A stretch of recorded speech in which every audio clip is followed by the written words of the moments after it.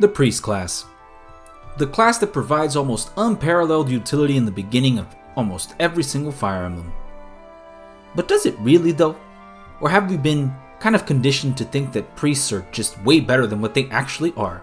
I believe that once the deployment slots start to hit their maximum, it's most likely a better choice to just thank them for their service and move on to better things. Let's start by analyzing the fact that healers usually can't attack, and they only gain experience through healing, and that takes an action in every single turn. Let's take an example of gaining 15 experience on average per heal. In order to level up, you need at minimum 7 turns, which isn't all that bad and doesn't really take experience away from anyone else. But there are a lot more variables. Is somebody hurt? Do we even need the healing? Can the unit reach that person? And even if you're just outright healing one person at a time for the experience, which is totally fine and everyone does it, we need to start checking ourselves and realize that healing 1 HP to gain 15 experience isn't really a huge contribution to the army, when another unit could be using that action for a combat, rescue, or more movement in general. Even worse, in order to reach their better potential, they have to promote. And every unit needs to promote, this is true. But the mages can offer more role compression by being able to perform combat, then switch to a heal option, which is not always necessary due to the presence of healing items that people often ignore and hoard, than just being able to heal the entire time by themselves. This is kind of how Mikaya's uniqueness of being able to one-shot armored and cav units contributes way more in the early portion of the game, then she switches over to a more supportive role. Role compression is super important to me in Fire Emblem, meaning that the more things a unit can do, the more likely I will consider them for a deployment slot. Being able to only heal when it may or may not be necessary isn't a characteristic that is truly attractive to me. The only case that I would say that these exceptions are a little different, and I'll cover them later, are things like 776, New Mystery of the Emblem, and Shadow Dragon, those that have really absolutely cracked staves, or that the staves are super necessary to complete certain maps. Those I will say that there is some value, but I'll cover a couple of examples of those later. I want to start off by talking about Rhys in Path of Radiance. His utility for me will unfortunately end the moment that I get a Master Seal. Early promoting any one of the other combat mages will allow them to build up their weapon ranks and also permit them to roll compress by performing combat. Mist at least has an advantage of being on a horse and extending her rescue, warp, and physic range due to such with movement. But the only thing that Rhys gets is access to weak light tome magic at the cost of being extremely frail and low mobility.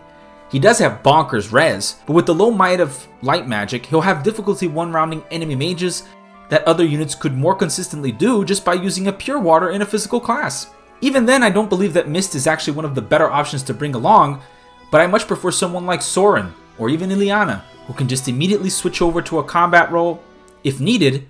Another example I think is overrated is somebody like Moulder in Fire Emblem 8, who is lovingly called Moulder the Boulder. Until this day, I don't really know why they call him that. I think it's just because it rhymes. It may have something to do with his high con. He does have incredibly high con for a priest, but it definitely does not have anything to do with his defenses. At 20 as a priest, he has 6 defense on average, and as a bishop, which is the most likely class you should promote him to, he has 14 on average at 2020. So what exactly is he the Boulder of? A lot of people try to justify him by saying things like he has high staff rank. And I'm like, for what? What exactly are you using that high staff rank for? It is level C. Are you using it to maybe build it up so you can get A rank by chapter 15? So you have access to the warp there? Or maybe you want the B rank for the rescue at chapter 17?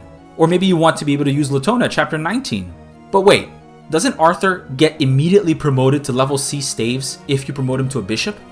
And if that's the case, and Arthur definitely has better combat stats, why are we using Moulder to try to justify it when he can only heal in the earlier portion of the game in which you have an abundance of vulnerary items and you probably are demolishing everything with Seth and other units anyway, instead of just using Arthur until he levels up and has better access to more higher ranking light tomes that can do more damage with the Slayer skill? But then you'll come in and say he has higher con. For what? What is that higher con actually doing? Is Moulder rescuing people instead of healing them? And if he is, what's the point of that? Is he rescuing people and then just staying on the front line so he can get doubled and die due to his 6 defense as a level 20 priest? I don't understand. It doesn't make any sense. If you're going to rescue with someone, you would rather it be maybe even Larachel or one of the other horses that can rescue and then canto out. But Moulder being able to rescue or having high con doesn't really benefit him. If anything, it makes it worse because now people can't really rescue him. My piece de resistance today is about Saul, who I think is a unit that is kind of severely overrated by the community. Saul's biggest claim to fame that people usually try to say is that he actually has a really good staff rank that nobody can really compete for or even with if we get to that point, which I kind of do see where they're coming from, but I also don't think it's necessarily true. A lot of people overrate Saul's healing by a lot, and I mean a lot. Just so you know, the average of Saul's magic as a level 20 priest is 1 less magic than what Cecilia has at base.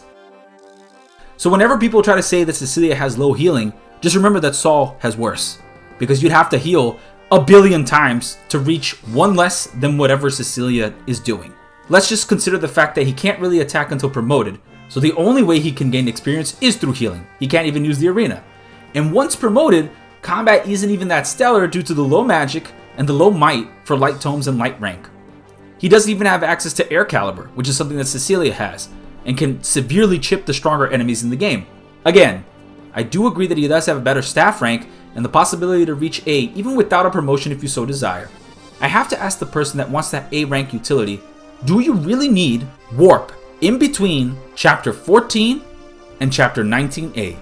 Because in 19A, Nimi will join you, being able to use Warp at base for more range as well, with bonkers magic.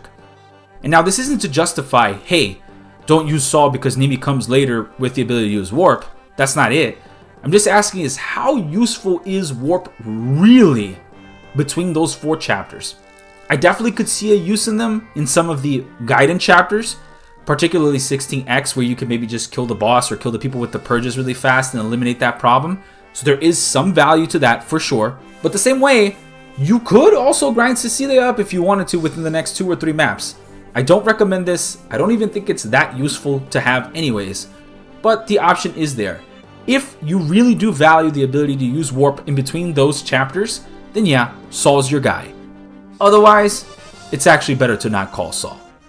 I don't necessarily think that all priests are bad, and I don't think that those type of classes are actually horrendous in general. There are some cases in which they're actually valuable, but they need to have something very unique in order to stand out and be competent. A case in which life isn't so bad for the priests is something like Malicia in New Mystery.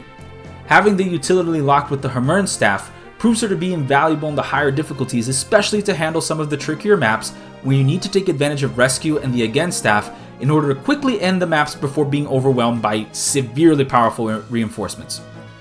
The same goes for Safy, who like Malicia has access to Hermern as a personal. That type of combination of being unique and the only person that can utilize those items actually confers a level of utility that no other unit could be able to replicate, meaning that even though they're locked to staves that can only do this, they confer a specific utility that will be useful no matter the scenario. Another unit that's a little bit different, doesn't have this uniqueness, but actually has pretty good utility all around, is somebody like Sakura in the Revelations route. Due to joining with better rank staves than her birthright counterpart, her personal skill being a lot more useful in a route with stronger, more competent enemies, and having multiple options to choose from in order to promote, she has pretty good base speed as well, and access to bows in a game that the most threatening enemy is usually either magic overlapping or a ninja, and both of them she can perform pretty okay against. You can either player phase the ninjas with bows, or enemy phase them with Yumis that give res and counter magic, or even the Spellbane Yumi. You can also go into Falconite for rally speed and more flyer utility with staves.